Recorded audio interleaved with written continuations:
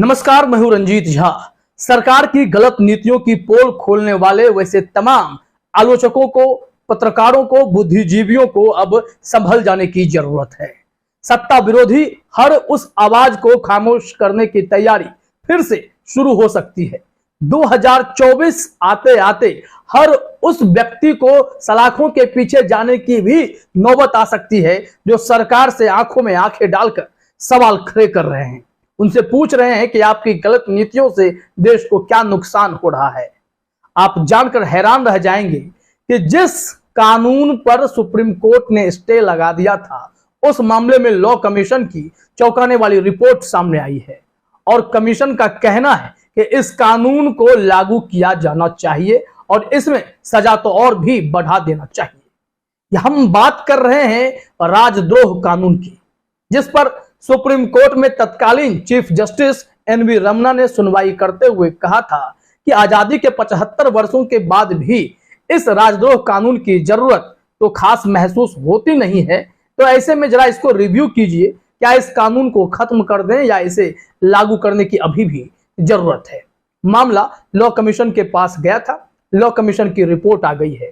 उस रिपोर्ट में जो भी बातें कही गई है वो हम आपको पॉइंट टू पॉइंट बताने वाले हैं कि इनके हिसाब से इस राजद्रोह कानून का क्या करना चाहिए। सबसे बड़ी बात तो यही है कि इस कानून को और भी कड़क बना करके लागू करने की नसीहत दी गई है इस रिपोर्ट में।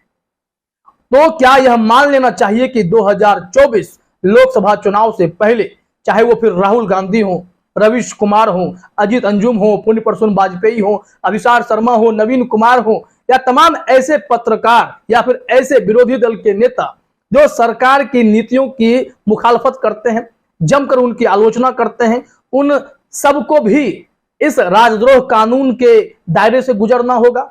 उन्हें भी अब जेल की सलाखों के पीछे जाना होगा, क्योंकि राजद्रोह कानून भी तो यही कहता है कि सत्ता के खिलाफ उठने वाली हर आवाज पर इस कानून का इस्तेमाल किया जा सकता है। और मोदी सरकार पर आरोप लगे हैं कि इन्होंने इस कानून का दुरुपयोग किया, तभी तो इस मामले में सुप्रीम कोर्ट में एडिटर्स गिल्ड ऑफ इंडिया भी पहुंचा था, महुआ मोइत्रा भी पहुंची थी, कपिल सिब्बल जैसे धाकर वकील इस मामले में केस भी लड़े थे। और फिर तब तत्कालीन सीजेआई एनवी रमन्ना ने इस मामले में कहा था कि जरा इस पर रिव्यू कीजिए और तब तक इस कानून पर हम स्टे लगाते हैं और जो भी राजद्रोह कानून के तहत सलाखों के पीछे कैद हैं वो सब जमानत के लिए अर्जी लगा सकते हैं और कोई भी नया केस राजद्रोह कानून के तहत दर्ज नहीं किया जाएगा। बावजूद इसके अब जो रिपोर्ट आई है, अगर लॉ कमीशन के इस रिपोर्ट पर सुप्रीम कोर्ट ने संज्ञान नहीं लिया, सुप्रीम कोर्ट के chief justice of India D Y Chandrachud ने कोई ठोस एक्शन नहीं लिया, तो सरकार बहुत ही जल्द इस कानून को दोबारा लागू कर देगी और ना जाने कितने आलोचक, कितने सरकार के नीतियों के खिलाफ बोलने वाले सलाखों के पीछे नजर आएंगे। ऐसे में सीजेआई ही आखिरी उम्मीद नजर आते हैं। Chief justice of India D Y Chandrachud ही वो आखिरी कड़ी होंगे जो इस कानून पर अंतिम फैसला लेंगे लॉ कमीशन की रिपोर्ट को देखने के बाद। लेकिन इससे पहले सरकार मॉनसून सत्र में इस पर बिल लाने वाली है और तमाम रिव्यू के बाद यह फिर से सुप्रीम कोर्ट में जाएगा और 7 जजों के संवैधानिक बेंच को भी इसे भेजा जा सकता है। अगर सीजेआई चाहेंगे तो इस राजद्रोह कानून को खत्म करने के निर्देश या आदेश जारी कर सकते हैं। सरकार इस कानून को खत्म कर सकती है अगर सुप्रीम कोर्ट दबाव बनाया तो। यहां पर फिर से राष्ट्रपति द्रौपदी मुर्मू की वो बातें याद आएंगी कि आप फैसले तो देते हैं लेकिन न्याय होकर भी न्याय नहीं लगता है, तो जरा इस पर कोई रास्ता निकालिए। तो इस संबंध में जरा देखिए कि लॉ कमीशन की रिपोर्ट क्या है कि 152 साल पुराने देशद्रोह कानून को लेकर लॉ कमीशन ने सरकार को अपनी रिपोर्ट सौंप दी है। आयोग का कहना है कि भारतीय दंड संहिता की धारा 124A को आईपीसी में बनाए रखने की आवश्यकता है, इसको हटाने का कोई वैलिड रीजन नहीं है। हालांकि कानून के उपयोग को लेकर ज्यादा स्पष्टता बनी रहे, इसके लिए कुछ संशोधन किए जा सकते हैं। रिपोर्ट में ऐसी बातें कह तो दी गई हैं, लेकिन मोदी सरकार पर जितने गंभीर आरोप हैं उसको लेकर क्या, वो आरोप क्या है, जरा वो भी मैं आपको बता देता हूं। लेकिन उससे पहले जरा इसके तकनीकी पहलू को समझ लीजिए कि लॉ कमीशन का प्रस्ताव क्या है। लॉ कमीशन का जो तीसरा पॉइंट है, एक ग्राफिक्स अपने स्क्रीन पर देखिए, दैनिक भास्कर ने ही इसमें उस ग्राफिक्स को तैयार किया है। भारत के खिलाफ कट्टरता फैलाने और सरकार को नफरत की स्थिति में लाने में सोशल मीडिया की काफी भूमिका है। अक्सर विदेशी व्यक्तियों की मदद से ऐसा होता है। इसके लिए और भी जरूरी है कि धारा 124A लागू हो। यहाँ पर सोशल मीडिया पे गौर कीजिएगा। अब इसकी परिभाषा कैसे तय होगी? हम या हमारे जैसे जितने भी साथी पत्रकार हैं जो मोदी सरकार की गलत नीतियों के खिलाफ लोगों को जागरूक करते हैं, आलोचना करते हैं, क्या हमारे पीछे कोई विदेशी ताकत हो सकती है? ये असंभव वाली बात है।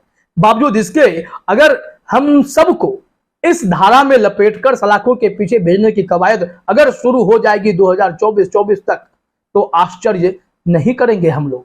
कुछ भी हो सकता है। हालांकि राजद्रोह और देशद्रोह में अंतर होता है। राजद्रोह सत्ता के खिलाफ उठने वाली आवाज पर भी लगाई जा सकती है, लेकिन देशद्रोह देश विरोधी गतिविधि में शामिल होने पर इस तरह के सजा के प्रावधान किए जाते हैं।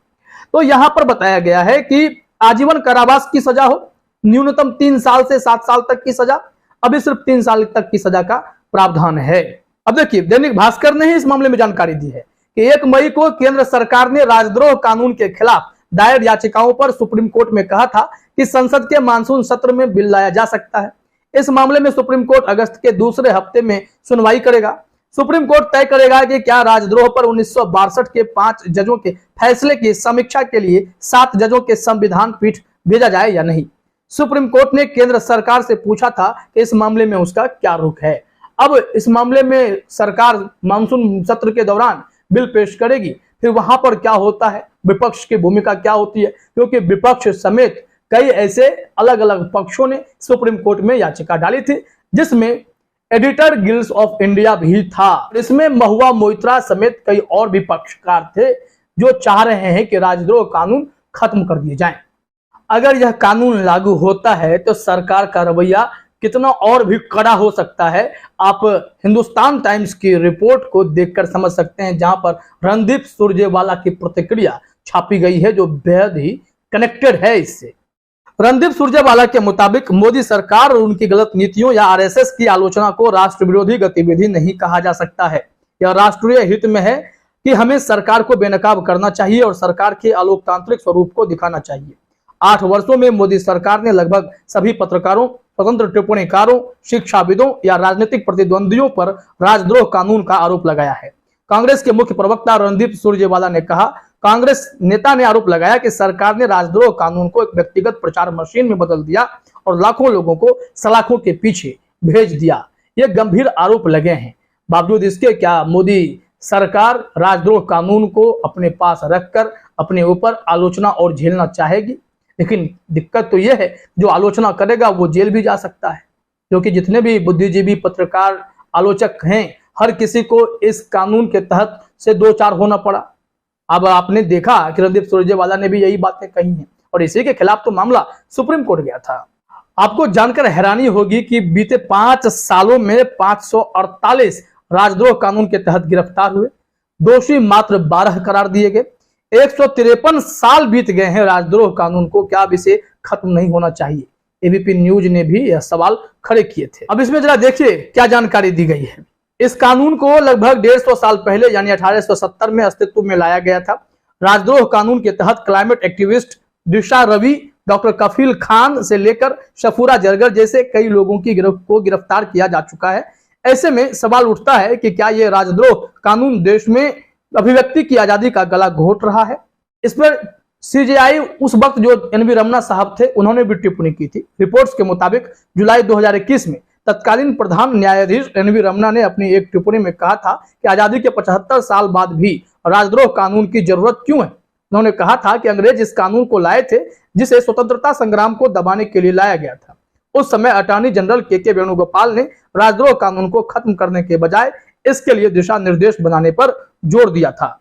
लेकिन जब 2022 में मामला फिर से गरमाया था तो फिर इस पर स्टे लगाया गया इस कानून पर और कहा गया कि रिव्यू करके बताइए कि इस कानून को रखें या खत्म कर दें। लेकिन जो जानकारी सामने आई है उसके मुताबिक अब यह कानून आगे चलेगा, हो सकता है, क्योंकि मानसून सत्र में सरकार इस पर अमल करेगी। 2024 का लोकसभा चुनाव है, ऐसे में सरकार की आलोचना ज्यादा ना हो, सरकार की पोल ना खुले, ना जाने कुछ भी हो सकता है। मैं गारंटी तो नहीं ले सकता, लेकिन इस मामले में जब राजद्रोह कानून लागू होगा और छोटी छोटी बातों पर राजद्रोह का केस लगा दिया जाएगा तो हर कोई सलाखों के पीछे होगा जो मोदी सरकार के क्रियाकलाप से खुश नहीं है। अंत में चलते चलते यही कहूंगा जो राजद के सांसद मनोज झा कहते हैं, इस सरकार की आलोचना करना देश की आलोचना नहीं है।